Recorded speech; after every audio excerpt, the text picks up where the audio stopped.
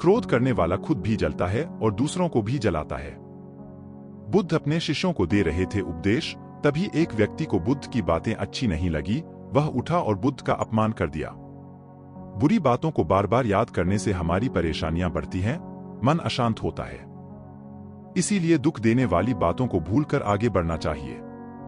इस संबंध में गौतम बुद्ध का एक प्रसंग प्रचलित है। गौतम बुद्ध अलग अलग क्षेत्रों में भ्रमण करते और अपने शिष्यों को उपदेश देते थे।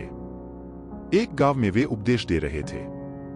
बुद्ध ने कहा कि क्रोध ऐसी अग्नि है जिसमें क्रोध करने वाला खुद भी जलता है और दूसरों को भी जलाता है। बुद्ध के प्रवचन सुनने के लिए बड़ी संख्या में लोग वहां बैठे थे। उन लोगों में बहुत गुस्से वाला एक व्यक्ति भी बैठा हुआ था। उसे ये बातें पसंद नहीं आई।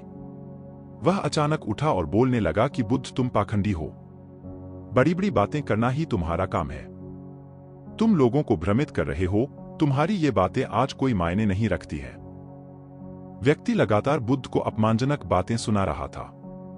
वहां बैठे सभी लोग ये देखकर हैरान थे कि बुद्ध ये सब शांति से सुन रहे थे, लेकिन कुछ बोल नहीं रहे थे। क्रोधी व्यक्ति बुद्ध को शांत देखकर और ज्यादा क्रोधित हो गया। वह बुद्ध के पास गया और उनके मुंह पर थूककर वहां से चला गया।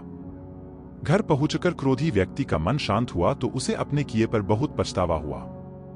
वह बुद्ध से क्षमा मांगने पहुंचा, लेकिन उस गांव से बुद्ध पड़ोस के गांव के लिए निकल चुके थे। वह व्यक्ति बुद्ध को खोजते हुए दूसरे गांव में पहुंच गया।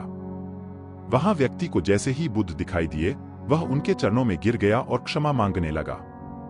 बुद्ध ने उस व्यक्ति से पूछा, तुम कौन हो और क्षमा क्यों मांग रहे हो? उस व्यक्ति ने कहा, क्या आप भूल गए? मैंने कल आपके साथ बुरा व्यवहार किया था, आपका अपमान किया था।